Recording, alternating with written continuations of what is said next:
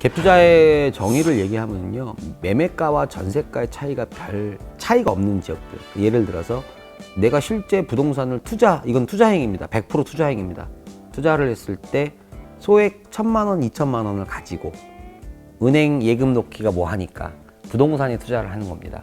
나머지 금은 등기를 치기 위한 자금은 전세라는 제도, 전세입자를 구해서 그 돈 가지고 등기를 치는 거죠. 그리고 나서 2년 동안 은행 이자율보다 높으면은 갭 투자는 성공이다라고 통상적으로 얘기를 해요. 대부분 다 근데 그렇게 해서 자산을 불리신 분들이 꽤 있으십니다. 그건 사실입니다. 그거는요. 즉 갭 투자는 매매가와 전세가의 차이를 이용한 투자 행위다. 이렇게 정의할 수가 있겠습니다. 600채 갭 투자를 잡아라 해가 신문에 대서특필까지 되고 지금 언론에서도 난리가 아닌데, 기본적으로 그 갭 투자 주인이 나쁜 사람이긴 해요. 왜냐하면은 법 제도 안에서 그랬다가 뭐냐 그런다 치지만 법과 제도를 악용한 부분이 분명히 지금 나오고 있거든요. 빌라 가격이 1억 5천이에요. 1억 5천에 매입을 하면서 계약서를 1억 7천으로 썼단 말이에요. 그 주인이. 근데 전세가 지금 1억 5천에 들어가 있어요. 전세가. 그러면 돈 한 푼 안, 등기 비용만 들어가고 전세 비용으로 등기를 치고 한 거란 말이에요. 이게 지금요. 이게 문제가 되는 거예요. 근데 세입자분들도 이게 지금 돌려받을 수 있는 방법은 결국은 내가 그 집을 내가 내 앞으로 받는 수밖에 없다라는 게 지금 문제입니다. 이게 지금 그렇게 해도 내 돈이 100% 원금이 살아 돌아오지 않는다는 겁니다. 이 갭 투자가 언제부터 사실 유행을 했냐면요, 유행이라는 것보다도 대한민국에만, 전 세계에서 대한민국에만 있는 전세 제도 때문에 일어난 상황인데, 원인은 이제 이명박 정부 때부터 부동산 완화 정책을 펼치기 시작해서 전국에 있는 미분양이 해소되고 나서 박근혜 정부에 이어서까지도 이제 계속 부동산 완화 정책이 계속 투입이 됐는데, 이때 이제 갭 투자들을 많이 하셨죠.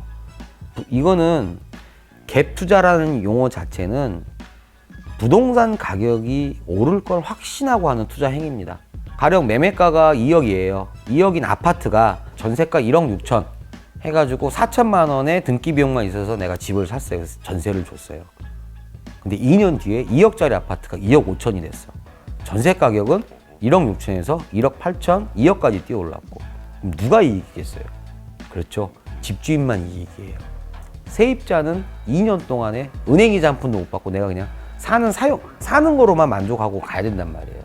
그래서 전세 사시는 분들의 박탈감이 굉장히 컸던 게 사실이에요. 이건 아파트, 빌라 관계없이 다 마찬가지였습니다. 근데 도덕적인 기준으로 놓고 봤을 때 지금 이렇게 업계약서를 쓰는 부분은 분명히 법과 제도를 넘어선 행위잖아요. 잘못됐고 나쁜 행동이죠. 근데 경제 원칙에 입각해서 객관적인 상황으로 놓고 봤을 때 상품이 가령 아파트다라고 했으면은 투자 행위를 잘한 걸로 볼 수가 있습니다. 2,300만 원이 투자 원금인데 2년 뒤에 시세가 올랐어요. 2억 2천이 됐어. 그래서 제가 팔았어요. 2천만 원의 수익이 생겼네요. 그렇죠? 2천만 원에 대해서 양도세를 정상적으로 내고 팔면 돼요. 그러면 법과 제도 안에서 이루어지는 투자 행위이기 때문에 가장 경제 효과에 충실한 투자 행위라고 볼 수가 있습니다. 물론 주택이라는 상품을 가지고 투자를 한 거에 대해서는 물론 비판의 소지는 분명히 있을 수가 있습니다. 정부의 성격에 따라서. 그렇지만은 이 행위를 원천적으로 봉쇄할 수는 없다라고 봐요. 어찌됐건 수익률을 따지면 은행 예금보다는 나서요. 은행 예금보다 나으니까 하는 거예요. 은행 예금이 높고 부동산 그 투자 수익률이 떨어진다고 하면 은행 예금으로 돈이 흘러가지 부동산으로는 안 흘러가거든요. 근데 지금 우리나라 경제 구조가 은행에다가 예금을 넣게 되면 화폐 가치 하락으로 인해서 오히려 제가 손해를 보는 입장이 돼버리는 거고, 부동산은 화폐 가치 하락은 최소한의 방어를 해주니까. 그러니까 근데 빌라나 환금성이 떨어지는 부동산 상품에 대해서 뭐 갭 투자를 진짜로 마음 먹고 하시겠다, 저는 쌍수를 들고 반대하고 싶습니다. 솔직히 말하면 수익도 크겠지만 반드시 또 리스크도 크다라는 겁니다. 지극히 개인적이고 이성적인 판단일 수도 있지만은 이거를 몇백 채씩 해버리게 되면은 사회 정서상 분명히 문제가 되는 거기 때문에, 그렇게 되면은 세금 낼 거 임대사업자 등록하고 다 가야 되겠죠. 지금 광주는 그런 상황은 아직까지는 발생하지 않았습니다. 상품 자체가 틀려서 그래요. 서울과 수도권은 빌라가 가격이 오릅니다. 광주는 빌라는 기본적으로 가격이 안 오르는 상품으로 다들 인식들을 하세요. 근데 서울 수도권은 아파트의 대체제, 아파트가 워낙 비싸니까 빌라를 들어가신단 말이에요. 우리가 경매를 가게 되면은 통상 아파트는 그래도 감정가 대비 100% 전후해서 다들 요즘 낙찰되지만 빌라는 얘기가 틀려요. 감정가 100% 대비, 즉 1억 5천이라는 금액 100% 대비 잘해야 70% 60%예요. 문제가 거기 있습니다.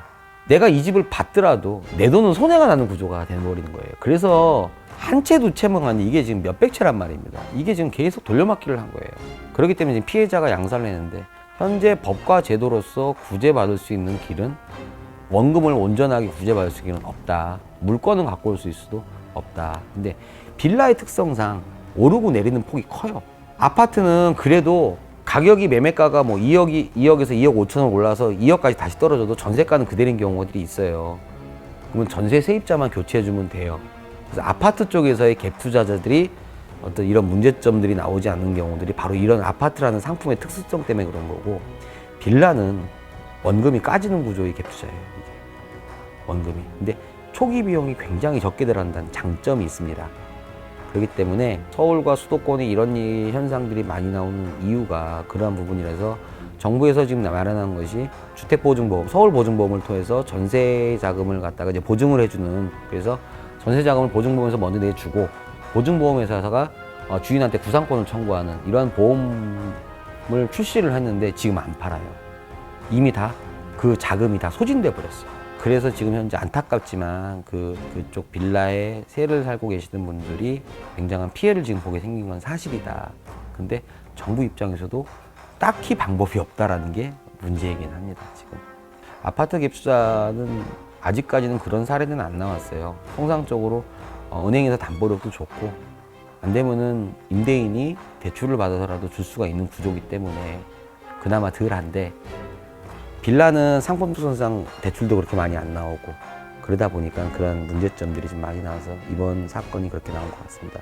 참고로 광주는 아직까지 그런 경우는 거의 없는 걸로 제가 알고 있습니다.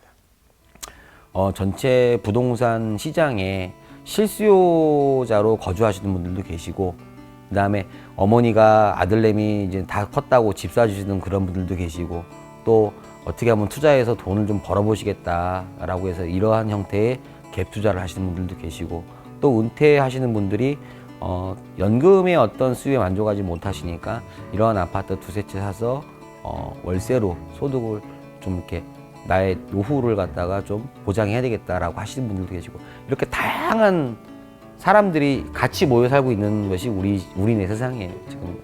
그러면 이 갭 투자를 없애기 위한 방법은 뭐냐? 전세제도만 없애면 돼요.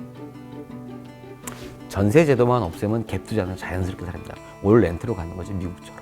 그러니까 전세제도가 뭐 한때는 박근혜 정부 때 곧 사라진다 어쩐다 막 말들이 많았지 않습니까? 근데 이게 하나의 문화로 자리 잡은 거라서요, 사라지기가 굉장히 어렵다라는 것들. 그래서 이제 전세 들어가시는 분들이 굉장히 꼼꼼하게 그 서류들을 많이 검토를 하시는 부분들이 바로 그 지점이 있습니다. 그렇게 이해하시면 될 것 같습니다.